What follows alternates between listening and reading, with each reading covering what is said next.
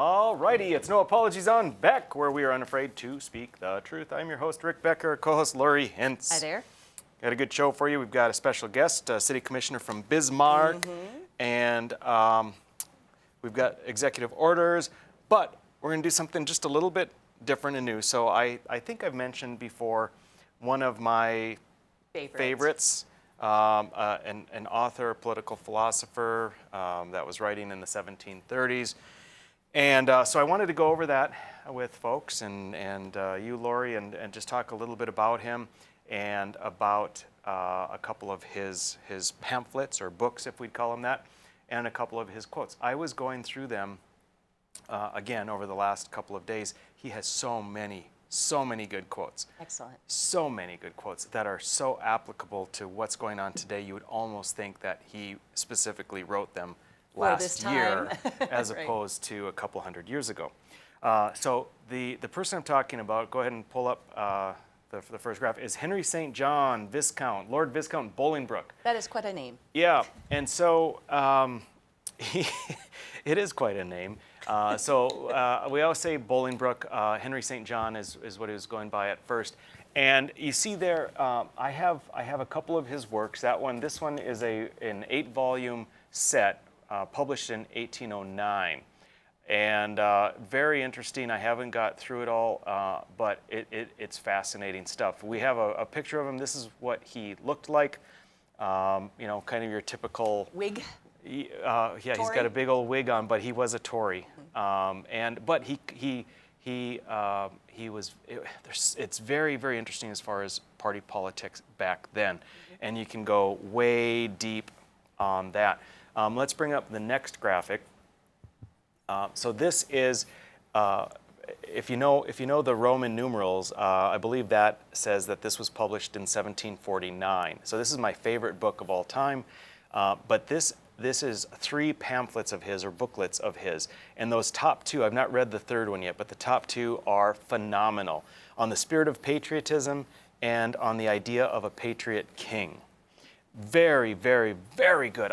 If you have the opportunity, and I do believe you don't have to get these super old books, you can just, I think I should have checked, but I think you can get current publications. I was going to say, probably. It's worth a read, and this is one where if you just want to dig into it, and there's great vocabulary, and it's interesting how he writes. Vocabulary is interesting because I was looking at something that you had put up. Well, it'll be a graphic that'll come up, and I was looking at some of the vocabulary on there, and there were words that I did not recognize, and so I had to look them up to understand what the intent of what he was saying was. So it might take you a little longer than normal to digest this information, just simply because the vernacular is so right. and specific. Number one, I suggest you take a look at it. Almost nobody knows Bolingbroke, but yet he was a big influence on our founding fathers.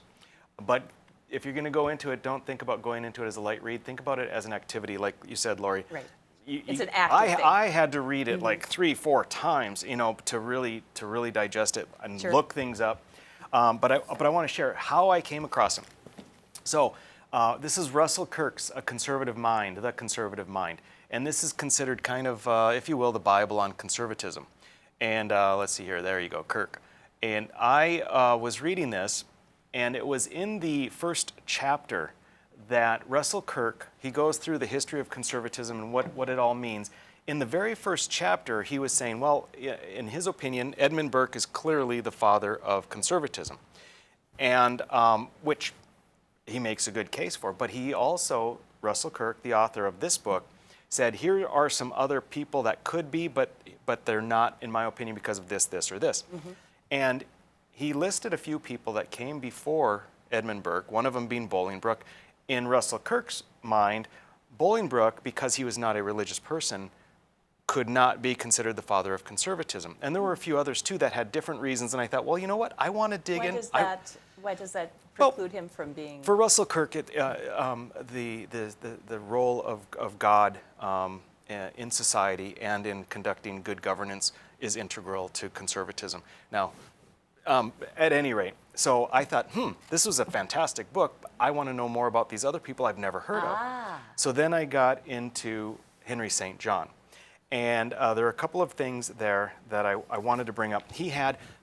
This is probably another reason why he's one of my favorites. Now, he was kind of a partier, right? So he's interesting.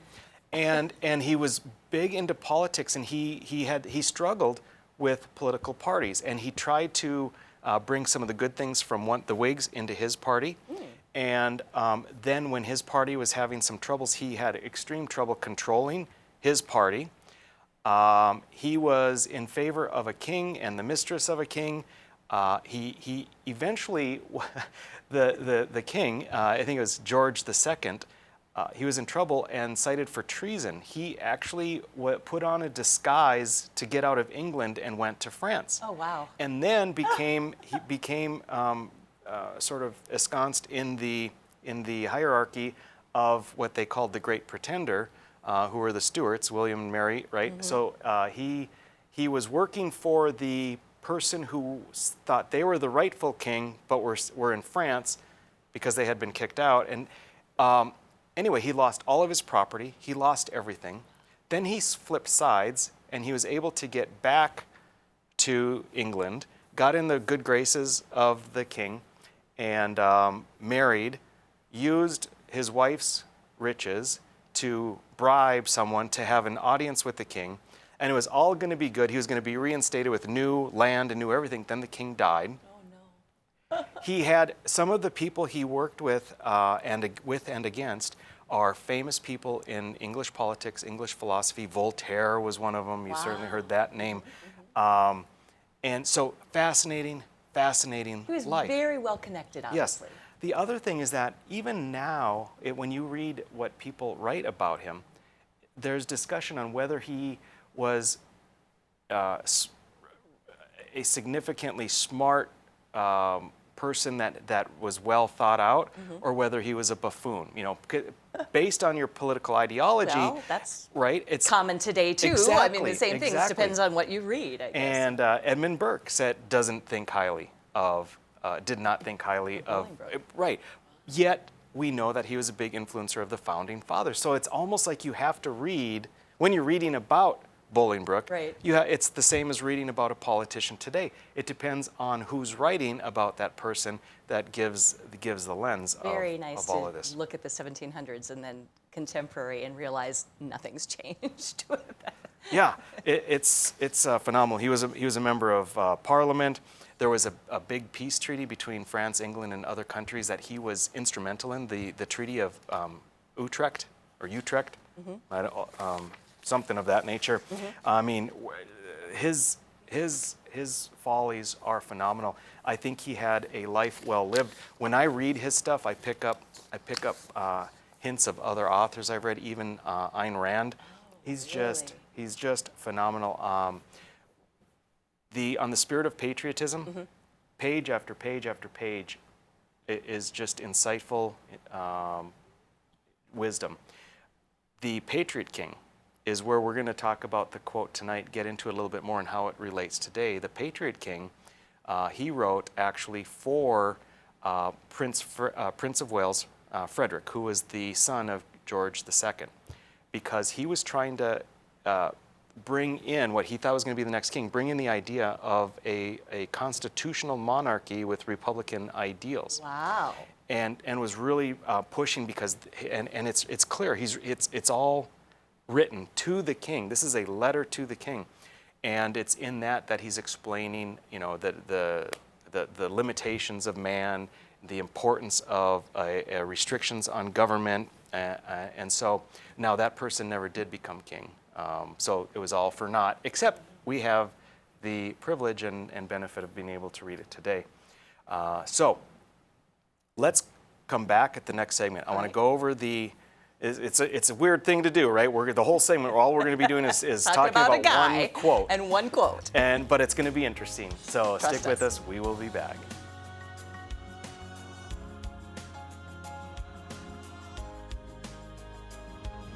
When you can't find answers to your recurring health challenges, it can feel like your health and your future are being held hostage. The Wellness Way is a network of health restoration clinics that think and act differently to solve the health challenges others can't. Here, we disrupt the standard approach to care through a combination of testing, individual plans, and one-on-one guidance, putting your health and your future where they belong, in your own hands.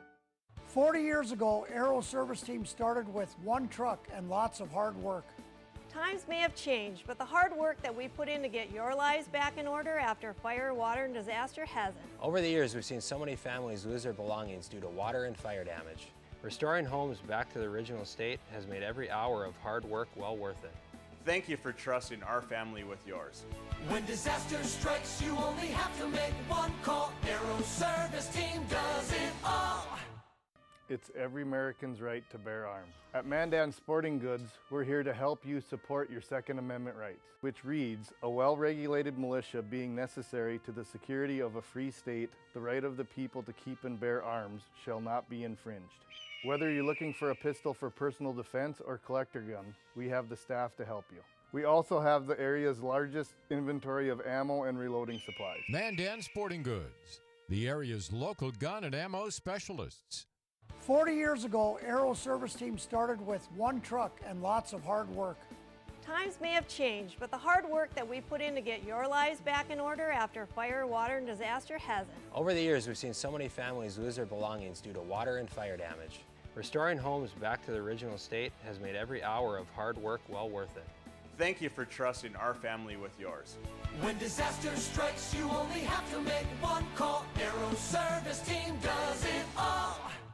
Every great pizza has a secret. At New York To Go, that secret lies in our perfectly recreated New York water, the key ingredient to making our signature New York-style pizza. We also feature gyros, with the region's only gyro meat spit, plus Nathan's hot dogs, calzones, and our delicious jumbo buffalo wings. Try a 14-inch or our special giant 20-inch pizza tonight. You gotta know how to fold them if you want to hold them. New York To Go, we deliver for you. Join us May 22nd as we take on the Northern Arizona Wranglers for Senior Scholarship Night. Every student deserves an opportunity. Help us help our students. For more information, visit bismarckbucks.com/scholarship or call 701-595-0771.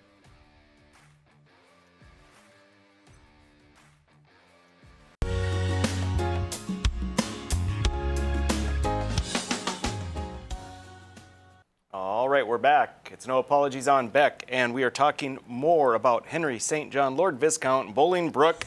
It's a really long name. My favorite guy, Bolingbroke. He's got a lot of names. And we're going to go over a quote and just kind of break it down and how it relates to today. Now, viewers, you can tell me, Becker, that was a horrible idea. We never want you to go through another quote again. Let me know, because if you don't like it, we won't do it. Right. But this particular quote is from his publication on a Patriot King. There are many more wonderful quotes from his pamphlet on the spirit of patriotism. So let's bring up the first quote. This is page 267 on A Patriot King. At least it's 267 in that book. And again, this is from the 1809. I try not to page through my 1749 book, because that's my little treasure. But let's pull up the next graphic. This is the quote more easily read.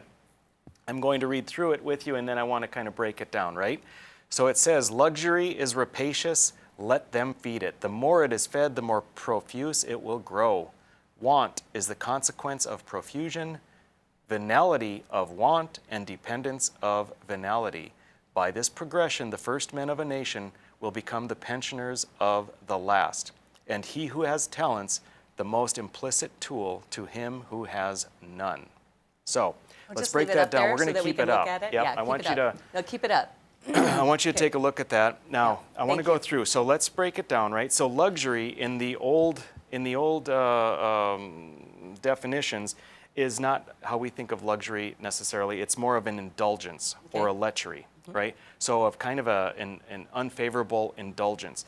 And rapacious is to be covetous, to be sort of ravenous in a bad manner. I looked that up, and it says an excessive desire to acquire money or things. Right.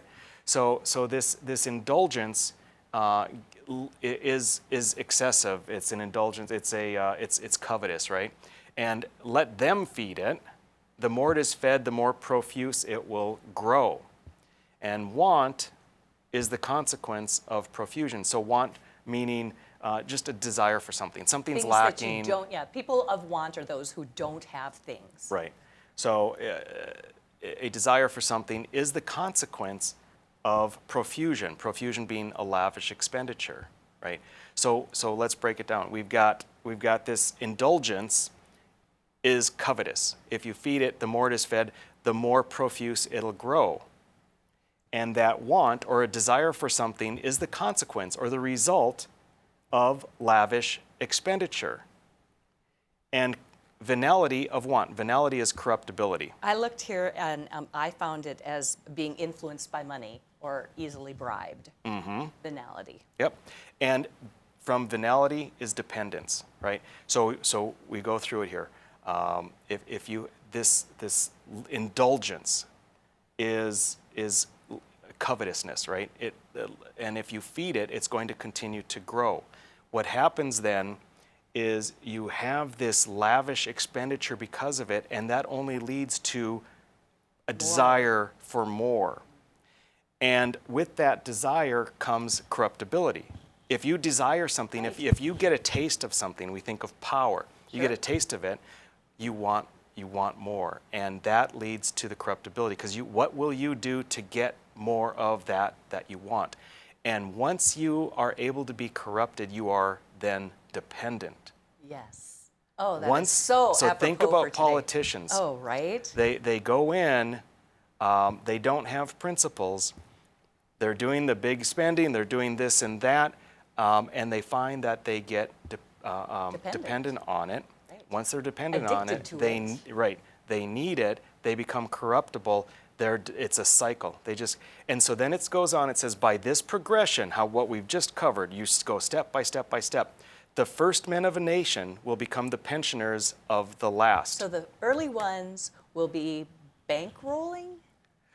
Right. When I first read this, I thought too, it's like, okay, because the first ones we're thinking are the good ones. But what they mean is that in this nation where this is the system, the people that are there early are they buy into the system. I see. And then they force that system on the next generation. The next generation has to pay for them. And that's what we see now. We see that with the Ponzi scheme for Social Security. Sure. And so what you have is then a stepwise increase in this whole cycle.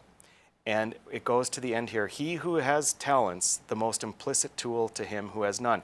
So what they're talking about there is for the producers. Ayn Rand talked about producers, but you have people that want to work, want to get out there, want to make something, want to provide for themselves and their family. They don't want to be dependent.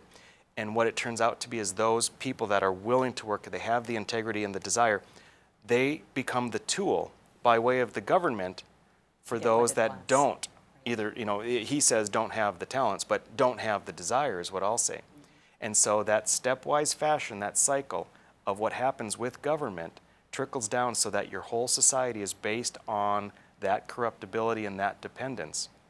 And you run into a system that we have now where the people that are getting on are relying on the people that are coming after them.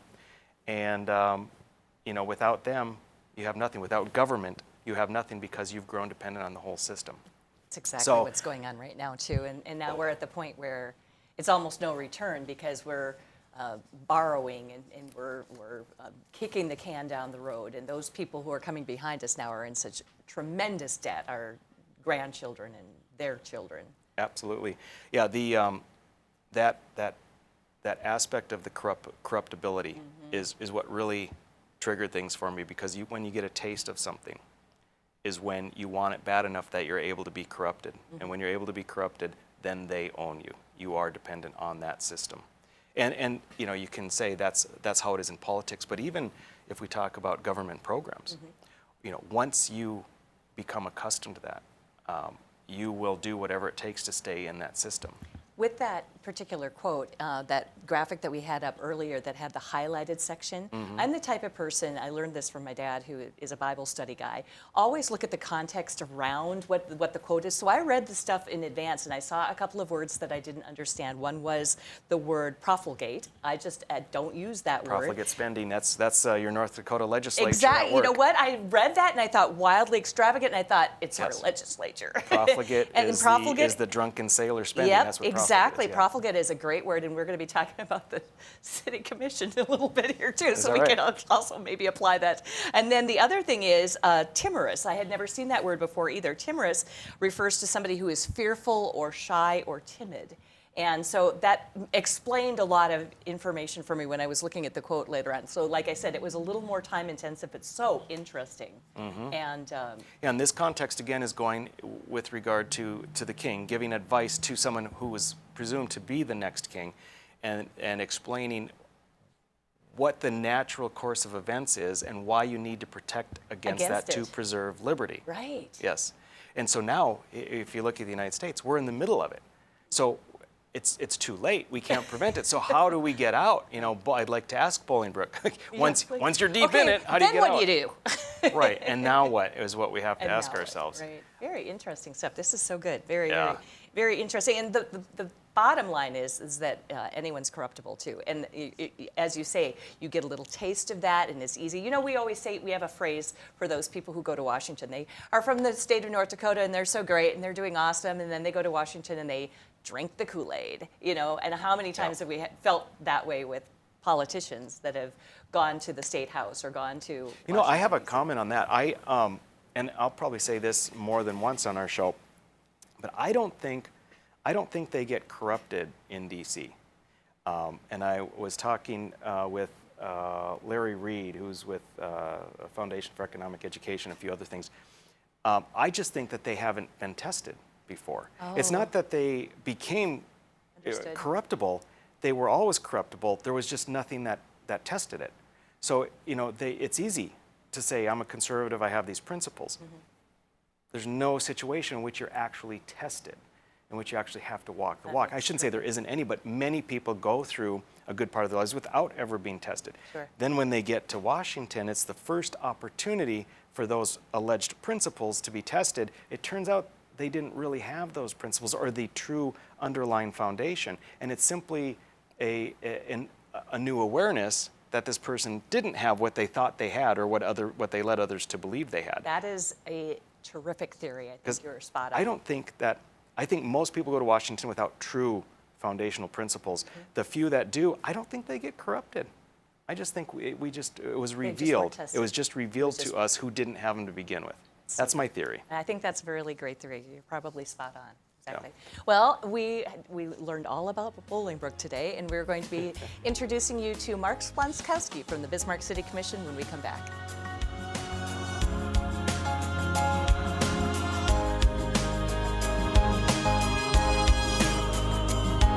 When you can't find answers to your recurring health challenges, it can feel like your health and your future are being held hostage. The Wellness Way is a network of health restoration clinics that think and act differently to solve the health challenges others can't. Here, we disrupt the standard approach to care through a combination of testing, individual plans, and one-on-one guidance, putting your health and your future where they belong, in your own hands. 40 years ago, Aero Service Team started with one truck and lots of hard work. Times may have changed, but the hard work that we put in to get your lives back in order after fire, water, and disaster hasn't. Over the years, we've seen so many families lose their belongings due to water and fire damage. Restoring homes back to the original state has made every hour of hard work well worth it. Thank you for trusting our family with yours. When disaster strikes, you only have to make one call. Aero Service Team does it all.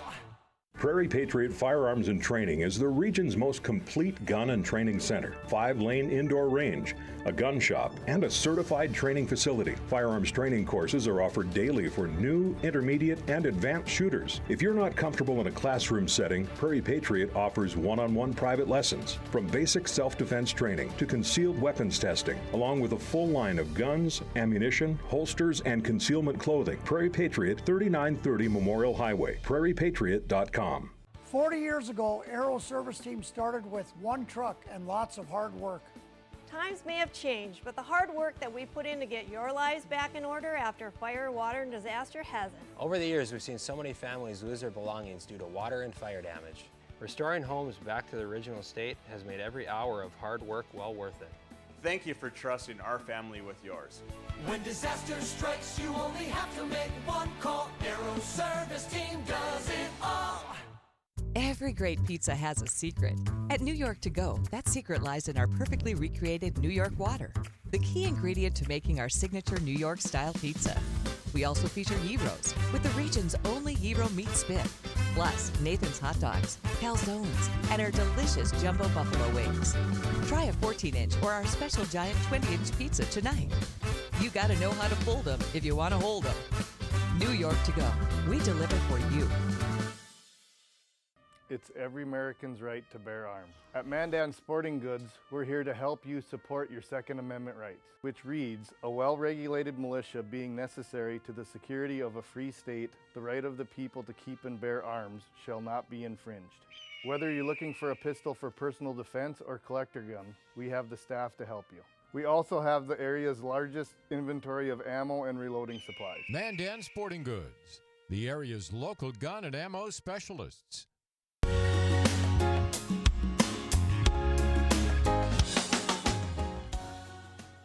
All right, we're back. It's No Apologies on Beck, your after-hours oasis of sanity. I'm your host, Rick Becker, our co-host, Lori Hintz, Hello. and our esteemed and special guest, Mark Splonskowski, City Commissioner for Bismarck. So, Mark, enough with that philosophy baloney, right? Let's get into the real world. Did you learn that you know once you get into office you get tested? Did you learn that also this evening? And you probably already know that from experience. Yeah, a little bit, a taste at least.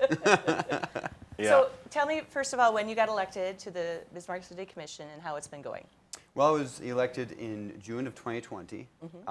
It was a heck of a year to be on the campaign trail, I'll tell you that. Right. Wow, was it definitely a different year. Totally paper ballot and no. Yeah, and then trying to get out to people, trying to meet people, trying to get your name out there was a totally different ball game than normal. Right. With everything going on. But since then, I really enjoy it. It's been a really great experience. I'm glad that I did it, and it's really just been fantastic. Good for you. Lots and lots of communication from the public. Yes, that's for sure. That's for sure. I thought that, when I was running, I thought, it'll be great, deal with city politics and all that stuff. And then, holy smokes, I got thrown in the deep end fast. Right, baptism by fire with COVID, the first right off the bat. So June, you get elected, and then by October, people are like, we're done with masks, and then that's when all heck breaks loose, right? Yeah, that's about it. That's about what happened. It got hot really fast. Well, we will talk about that further on, but I want to talk about a couple of things that are going on right now with the Bismarck City Commission. Let's talk first of all about they are talking about changing special assessments up a little bit to a fee-based system. Yeah, this is something I'm really excited about. This is something that partially what I ran on, and working this over from special assessments over to a fee-based system. So that is something that people can budget in. It's a monthly, it's a consistent amount. They know what it's going to be. They're not Rather going than getting to surprised with that special assessment bill where everybody's like, and unhappy. And Exactly, exactly. And that was something that I really want to avoid in the future. And so we're getting that going. It's still under a process, but we're going to try to find the way to do it that works best for everybody while still covering the things that we need to cover. Okay, so what are some of the options with fee-based? So some things that have been discussed is, are we going to have a straight fee-based system no matter what size of the house, if it's commercial, if it's multifamily, or what? Is it all going to be the same, or is it going to be based off of multifamily units, or if it's commercial, are they going to be charged differently? Things like that that have to be worked out. And where do we see the fee? That would be very similar. It might be on your water bill. It might be rolled right over into your water bill fee. Something that you can see itemized right on that monthly bill. Okay. That's at least what we're thinking at this point. It's not set in stone yet, but it's going to be very, very similar, if not on the same bill. Don't you think itemized would make people happier, that they could actually look at physically what it is for what they're paying? Right. Yep. Yeah. Do you see a problem? So, if someone's, you can't fix everything or make everything in the city equally good at the same time. Do you see a concern where there might be an area of the city where they're feeling like they are neglected or they're last on the list for improvements, and yet they're paying year after year the special assessment, that there's going to be a clamoring for, like, hey, what about us? Whereas now with and again, I'm not a fan of special assessments, but with special assessments, if you're not getting the improvement, you're not going to be bent out of shape because you're not paying for the improvement. Yeah, and that might be a possibility of what happens. And, for example, out in the county, we already have that issue. They don't have special assessments out there, at least not with old construction for maintenance, all that kind of stuff. That might be a possibility for the future, but for all the benefits that you're getting as well, I think that'll offset the issues. Yeah, it sounds to me like it's still going to be a net positive. I didn't know if that was I'm sure it is, a recognized concern that you are addressing, and part of it's going to be in messaging, and part of it's going to be in transparency, and part of it's going to be in scheduling things out. Do you know, I had land in Wilton, and I had it for about 10 years, and it was, the special assessments cost me more than twice what the land cost me over those 10 years. Unbelievable. Oh, yeah, that'll get. And I got nothing out of it. It's empty land. Right. Yeah. I got a curb that I didn't need. Yeah. Absolutely. That's where special assessments become really irritating to people. Now, my question is there a way to incrementally and not chop and change, but ease your way into one from the other? That would be great. I don't know how you would do that. If there is a way, that'd be nice, but I don't know if there is. Because what you're doing is you're keeping the special assessments going while you're also trying to get away from them. Exactly. So there might be a transition period between paying off all the current specials and going to a fee-based system. That's the biggest hurdle right now, because there are currently specials out right now. Sure. And people definitely don't want to be paying special assessments. Right. And then their monthly fee at the same time. And then the fee in addition, right. So here's the biggest question. What is the feeling of the people thus far on this when you have spoken to general public people, and how do the other commissioners feel about it so far? Well, I've definitely been getting a lot of feedback from people. They want to see a fee-based system. Obviously, they're concerned about how much is going to be a month, because we want to keep that as conservative as we can, as minimal as we can, while still covering what we need. Correct. So this is definitely something that people want. As far as what the other commissioners want, that remains to be seen. And what we have a special assessment task force that's being put together right now. I'm actually on it. And we're going to be looking at all the options that we can do and what we can do to make this work the best, so that not only this works for Bismarck, but maybe other communities can use what we use for an example to go to. I'm going to be interested to see if the budget increases are more on this system than they were with the special assessment system. Not that they were low before. I mean, Bismarck has been overspending, in my opinion, at least if you look over the last decade, but that would be for sure. A really curious thing. All right, we're going to take a natural break right here while we can, and then when we come back, we're going to touch on really quick talking about the public health building that's in the news for the city of Bismarck. A lot of people have some strong opinions about that. We'll get his ideas when we come back.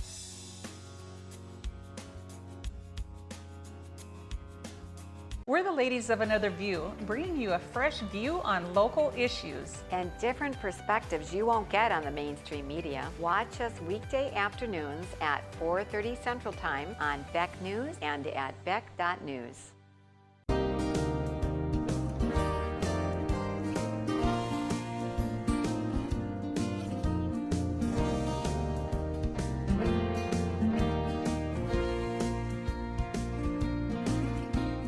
When you're buying windows, make sure you're comparing apples to apples. Hi, I'm Jesse with the Window Source.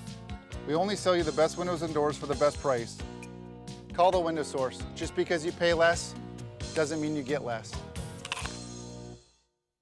If you don't know what's going on in education in this country, then you don't know what's going to happen in the future of this country.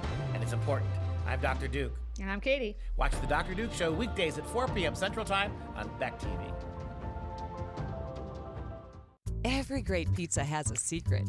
At New York To Go, that secret lies in our perfectly recreated New York water, the key ingredient to making our signature New York-style pizza.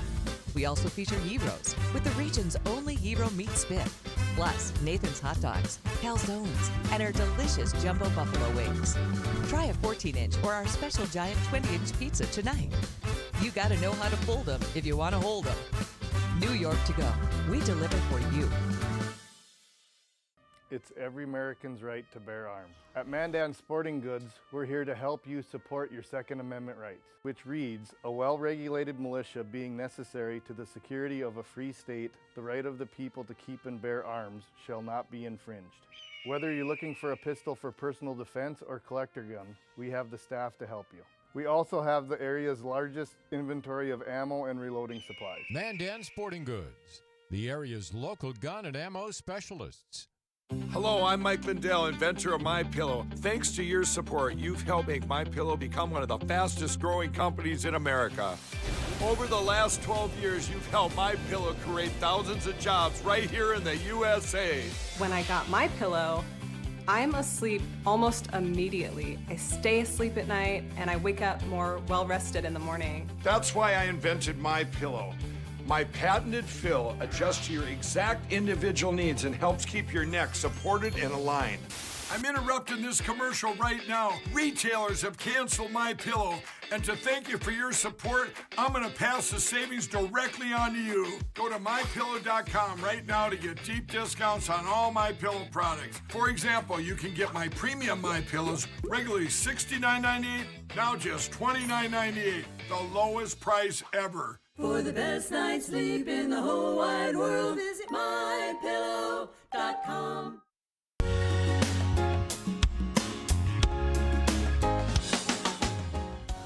Welcome back. It's No Apologies on Beck. We are going to have our second segment with City Commissioner Mark Splonskowski.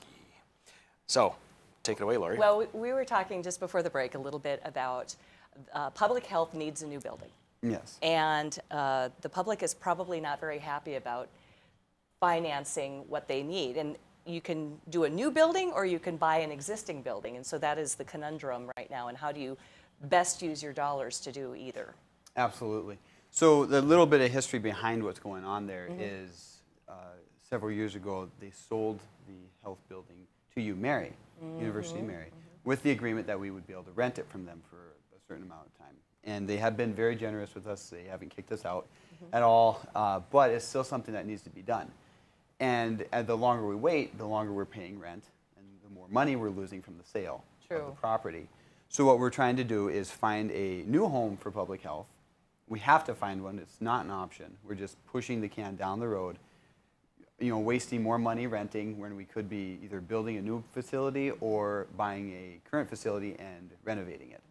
So that's kind of one of the things that's a contentious issue right now, is trying to find a new home for public health. Is it one of those issues where it's really hard to find? I would think there would be a lot of commercial opportunities around town available.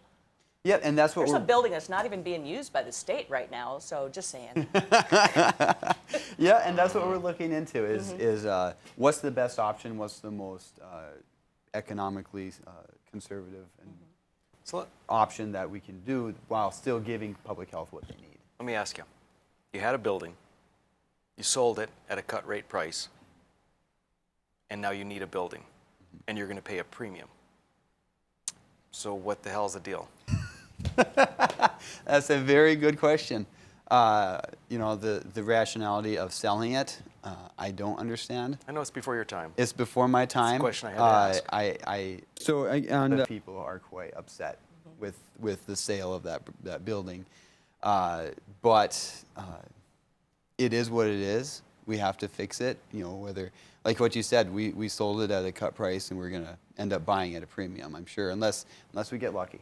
Government. Not good. Yeah. No, I'm going to, Mark, I'm going to brag on you a little bit. I have to admit, I watched this. I didn't watch all 5.5 hours of it, but I do recall on October 27th, there was a city commission meeting. That was the big one where everybody was begging the city to get rid of the mask mandates. And so there were tons of people involved. I watched part of the stream at the very end of it. I think I probably watched about 2 hours at the very end of it, but it was 5.5 hours. How do y'all like not go to the bathroom and leave during that? That was my I'm thinking, this is really a long meeting. Anyway, it was streamed on Community Access, and I wanted to pull some clips so that people could see the type of commission you are, because I really enjoyed it, and I was yelling at the TV, yeah, go Mark. Okay, so the first clip is one where you are talking about asymptomatic testing, and why is that necessary? Roll tape, please. So, and again, just to reiterate for Renee, what I would like to see in future meetings is, again, those numbers from 2019 to 2020, the hospital census, ICU census, numbers of unstaffed and staffed beds, and number of full-time, part-time, and traveling nurses. If you could get me that information at the next meeting, I'd greatly appreciate it. Also, what are your thoughts? It shows here, I'm on the state's website right now, 829,052 tests have been done in the state.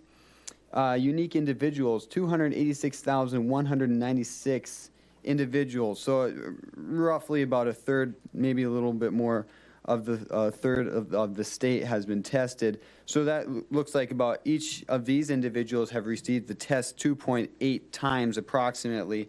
What is the point of incentivizing people to be getting these tests? I've heard reports of certain universities giving kids food vouchers, putting them in a drawing for $500. Whenever you come into a hospital, the first thing they do is they test you for COVID. You know, these are very concerning things for me. Other states, from what I've heard, again, other states, who they test is people who have symptoms, people who are sick, people who, even if they have small indications of a sickness, that's who they test. They don't have these great, big, huge test drives. They don't have incentives. They're basically more or less financially incentivizing people in North Dakota to get tested more often. What do you say to the ethics of that? What do you say to the ethics of incentivizing people to get tested when they're asymptomatic? People, right? Fabulous stuff. Yeah. That was you and your darn logic and common sense. I know, right? Come on. That has no place in government. Right? No, it doesn't. That was really good. And you asked that straight to Renee Mott, too. That was really, really good. Another thing that you did, too, in this same one, and I want to talk about it just for a couple of seconds because I've got another really great clip, but you also talked about, rather than going after somebody has gotten COVID, why is it that we are not trying to at least explore vitamin D usage? And I was just like, I've been saying that forever. Like, why can't we go for prevention rather than after the fact? And that was so good and so logical. Yes. Where did you get your information on the vitamin D stuff? Well, I grew up in a holistic health family. This is nothing new to me, and I do my research. I look at the science, the science without the politics, and you follow what actually helps people. And through this whole situation, what people were always fixating on is the number of positive tests, And it's like I said at that meeting, I'm not worried about the positive tests. I'm worried about people living and staying healthy and not dying from this. Right. What can we do to prevent that? And the science on the masks was gray at best, and the science on holistic health and taking care of yourself is pretty set in stone. It's pretty reliable. Do you think that you got a lot of pushback on that I mean, I remember there's some sort of mocking stuff that was going on toward you after that. And I thought to myself, how dare they totally, you know, anyway. Yeah. All right. Pull up the clip. Let's run that. All right, let's do the next one. The two things that are most important to me is trust. And we've said it, we've been saying it for a while, is personal responsibility.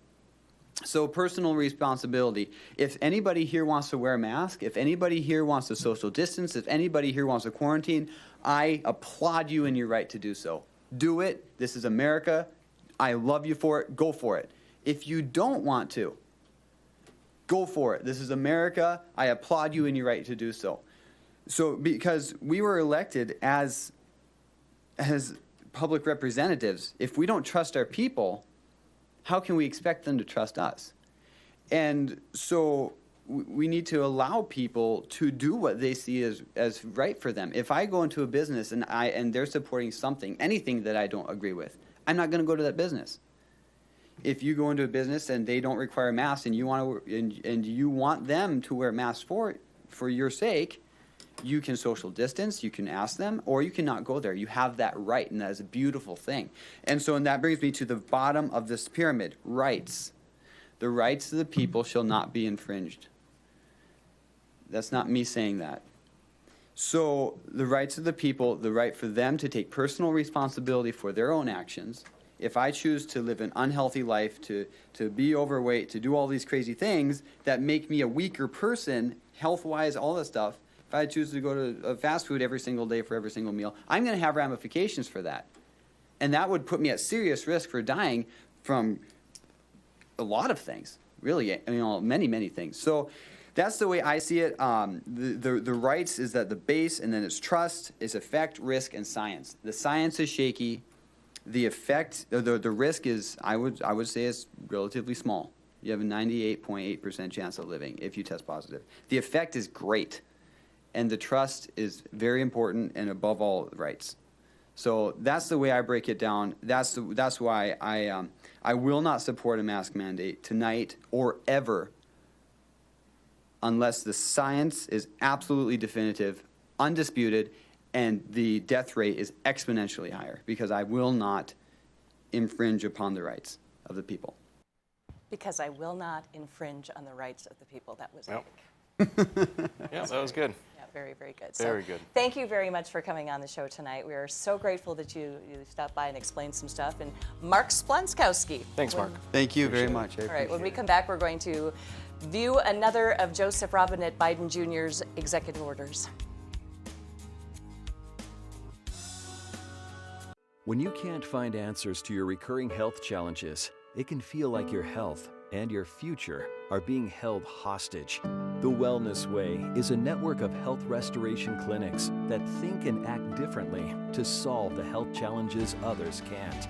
Here, we disrupt the standard approach to care through a combination of testing, individual plans, and one-on-one guidance, putting your health and your future where they belong, in your own hands. 40 years ago, Aero Service Team started with one truck and lots of hard work. Times may have changed, but the hard work that we put in to get your lives back in order after fire, water, and disaster hasn't. Over the years, we've seen so many families lose their belongings due to water and fire damage. Restoring homes back to the original state has made every hour of hard work well worth it. Thank you for trusting our family with yours.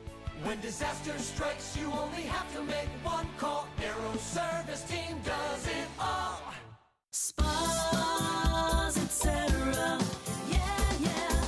You've come to know and trust us for over 18 years with the largest selection and showroom in Western North Dakota for our beautiful Sundance spas. Plus, you could pick out your next home experience with our selection of pool tables, shuffleboards, and fun accessories. Spas, etc. Your relaxation destination on Main and Bismarck. 40 years ago, Aero Service Team started with one truck and lots of hard work. Times may have changed, but the hard work that we put in to get your lives back in order after fire, water, and disaster hasn't. Over the years, we've seen so many families lose their belongings due to water and fire damage. Restoring homes back to the original state has made every hour of hard work well worth it. Thank you for trusting our family with yours. When disaster strikes, you only have to make one call. Aero Service Team does it all. Every great pizza has a secret. At New York To Go, that secret lies in our perfectly recreated New York water, the key ingredient to making our signature New York-style pizza. We also feature Heroes, with the region's only Hero meat spit, plus Nathan's hot dogs, calzones, and our delicious jumbo buffalo wings. Try a 14-inch or our special giant 20-inch pizza tonight. You gotta know how to fold them if you want to hold them. New York To Go, we deliver for you.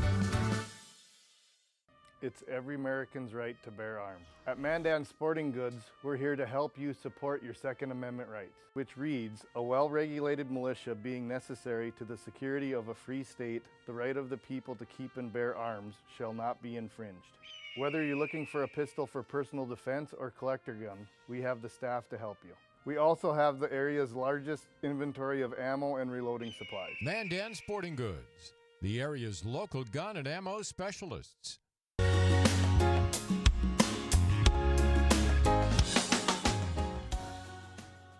All right, we're back. It is the final segment for tonight. Flies by. I'd like to congratulate everyone, as usual. We're hanging in there. Sticking with us. All right. So we're going over executive orders, and there is one that covered 2 segments all by itself, and that is the executive order on the revocation of certain presidential actions. And what that is, and we've only got one left, but President Biden made this executive order to rescind many of President Trump's executive orders, and we have gone through those because the executive orders that are being rescinded are all really so good, right? And it shows a very good contrast between the 2 administrations, the 2 philosophies of the role of government in our lives. So we've got one left, and this is regarding Trump's executive order, 7th one that it's getting rid of, and that the executive order that it is rescinding is called Ensuring Democratic Accountability in Agency Rulemaking. And under Section 1 of that executive order, which is being rescinded, it says, for the purpose of it, is that regular elections for the Congress and the President and Vice President of the United States are designed to ensure that the officials responsible for making and executing the law are held accountable to the American people. Now, I should say this executive order was drafted or created on January 18th. So right before the inauguration. 2 days before the inauguration. Right. It goes on to say the President chooses federal agency heads who exercise executive authority and implement his regulatory agenda. The American people, in electing the President, thereby have a role in choosing the individuals who govern them. Brilliant. Makes sense. So good. Yep. Now, pull up the graphic.